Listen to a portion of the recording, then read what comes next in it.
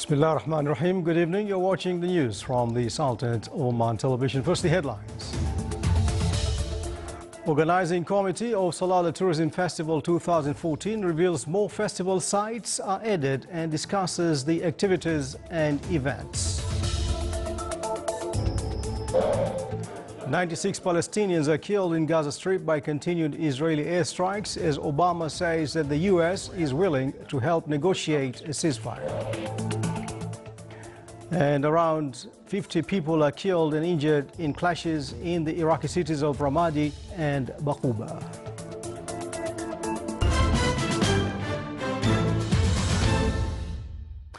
Those were the headlines, and now the news in detail.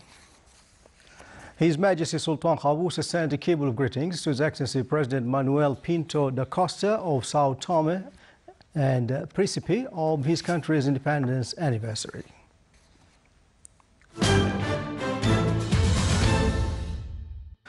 Organizing Committee of Salalah Tourism Festival 2014 discussed during its meeting at Municipality Amusement Park activities and events included in the festival, the extent of activating festival activities and its display in a way that will suit different categories and fulfill different tastes. The meeting also reviewed a number of matters related to festival activities which will kick off on the second day of Eid al-Fitr under the theme Love for Oman Unites Us. The meeting was chaired by His Excellency Sayyid Mohammed bin Sultan Al Busaidi, Minister of State and Governor of Dhofar and Supervisor General of the festival.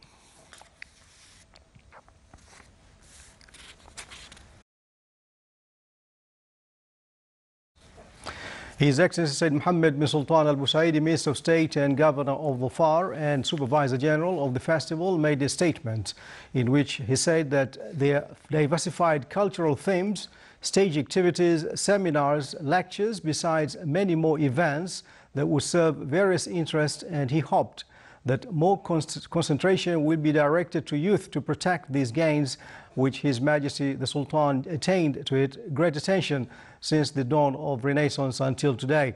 He said this year more sites are added and the committee is working diligently with the aim that all preparations will be completed during these days prior to the start of the festival. He hoped that this year will be more turnout and to be successful in providing all means of comfort for all tourists and visitors of the governorate. Western Chemical Remain Recycle Plant at Oman Dry Dock Company plays an efficient role to protect the environment in the special economic zone at Duqm. The plant treats the wastewater produced by ship maintenance according to international regulations and specifications. It is equipped with modern devices to treat water mixed with oil at a rate of 30 cubic meters to be pumped into the sea after they match environmental conditions and hydrocarbons treatment. The biggest plant in the Middle East is a preferable destination for ships due to its waste treatment facilities and maintenance services. Still to come in our news bulletin. OCCI organized a Ramadan night in Governorate of Musandam, showcasing positive results of two initiatives entitled Integration and Participate with Us to Elevate.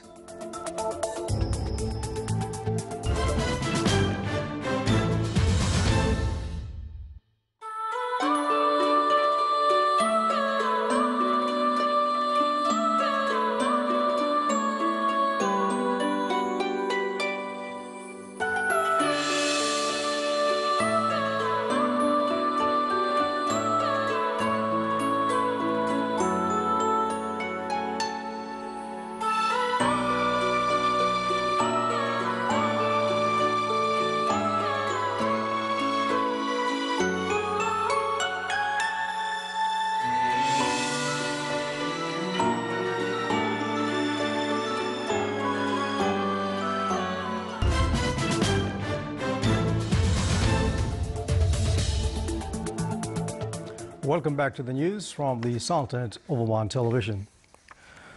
Palestinian officials said a fourth day of Israeli airstrikes on the Gaza Strip killed 11 more Palestinians today, raising the death toll in the coastal enclave to at least 96, most of them civilians. Medical officials in Gaza said at least 74 civilians, including 23 children, were among those killed in the unrelenting aerial bombardments which Israel began on Tuesday.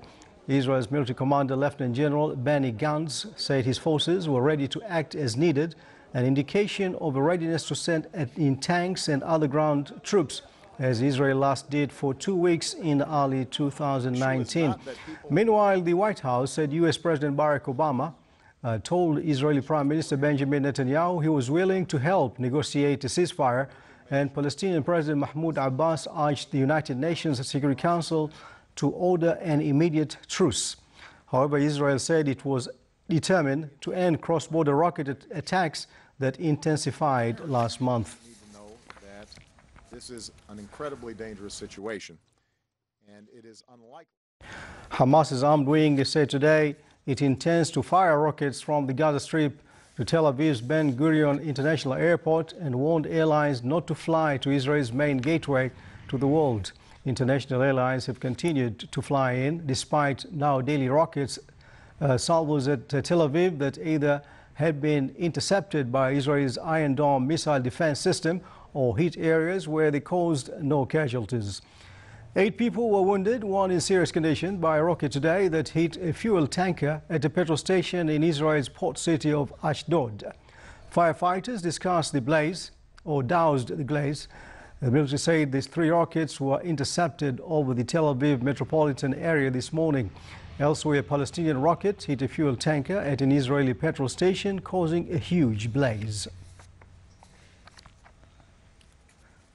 An unknown party this morning fired 3 rockets from the Lebanese area of Marjiyun, Hasbaya, towards the occupied Palestinian territories. The Lebanese army deployed patrols in the area and carried out a wide-scale search in which it found 2 platforms with 2 rockets set for launching. Army personnel arrived in the scene and were working on disabling the platforms, while other units took the necessary defensive measures and pursuing preparations.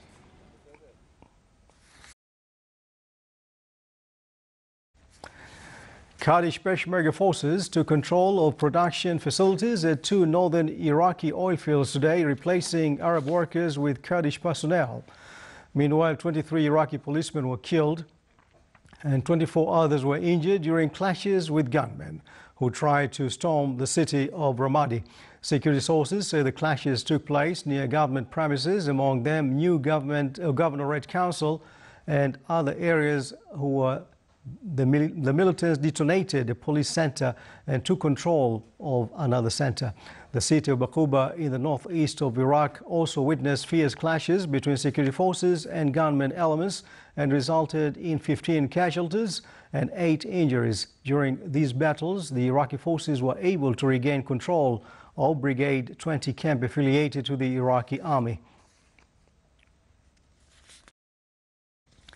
Ukrainian President Petro Poroshenko said that Kiev would find and destroy the pro-Russian separatists responsible for a high-powered missile attack that possibly killed 30 Ukrainian servicemen today. The Interior Ministry were killed after an artillery attack by separatists in the country's east. Ministry officials Orion Shikyak said separatists used a Grad multiple rocket launcher system to fire upon troops in the Luhansk region close to the border with Russia. He added that the casualties figured might rise further.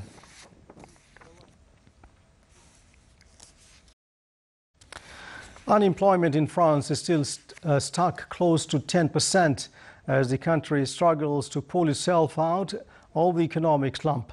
But one industry is actively seeking recruits. Which one? Watch this report. This is Abdel Kassem's School on the Move. He's training for a career that starts on the back of this truck but could take him far. There's a bright future ahead in rubbish collection. The rest of Abdel Kassem's training is a bit more conventional in a classroom. He's one of 25 people admitted to this course, which lays out the basics of being a bin man. Bonjour, messieurs. Estelle Boutel is their teacher. Her first and foremost rule today is about safety. C'est basé sur le risque. It's all about the notion of risk. There's the risk of falling to the ground or from up high. The first thing to do is to analyze the situation. Première chose à faire, c'est bien analyser. Boutel's students need to know how to handle dangerous work on a moving vehicle, dealing with heavy bins that pose serious safety risks. She speaks clearly and to the point. Some of the men here speak only a little French. Others are poor classroom learners. Abdel Kassem dropped out of school when he was only 13. I'm no good at school, but today I'm very interested in what I'm learning, and I'd like to go as far as I can with it. But good students or no, they'll all graduate from this course with a certificate of professional skills recognized by the French government. On veut qu'ils soient reconnus. We want their skills to be recognized. There is so much happening today with recycling and the repurposing of waste matter.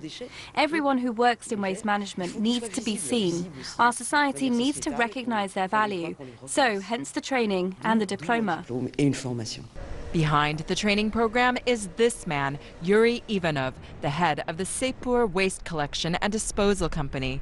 Since he took over in 2005, annual turnover has dialed up from 85 to 160 million euros, in part by grooming talent from within the company.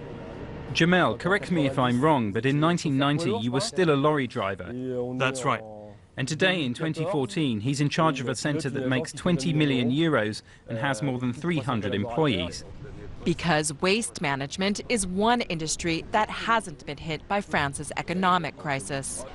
And for the 18 to 25-year-old trainees coming out of Ivanov's program, it's a rare industry actively recruiting and offering full-fledged, full-time work contracts.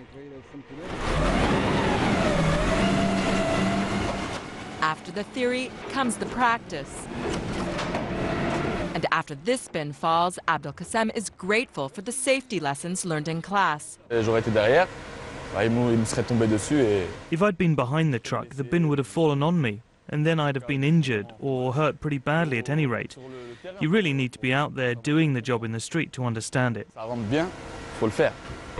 In the job, Abdel Kassem's starting salary will be 1,500 euros per month. Beyond that, the 20-year-old has ambitions to climb the ranks of rubbish collection and become a team manager.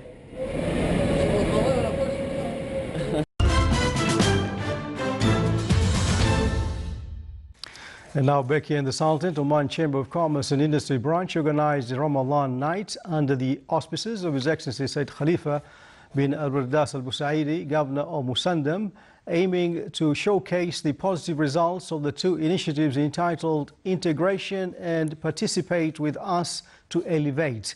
The night also highlights the role of the Chamber in boosting small and medium institutions.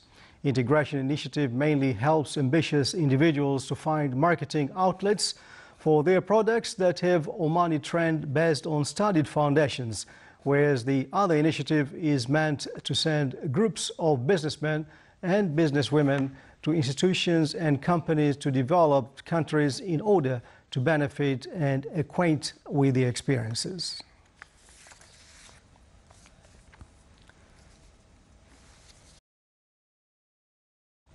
Here now are the Ramadan timings for tomorrow. Fajr prayers will be at 4:02 a.m. and Maghrib prayers at 7:02 p.m.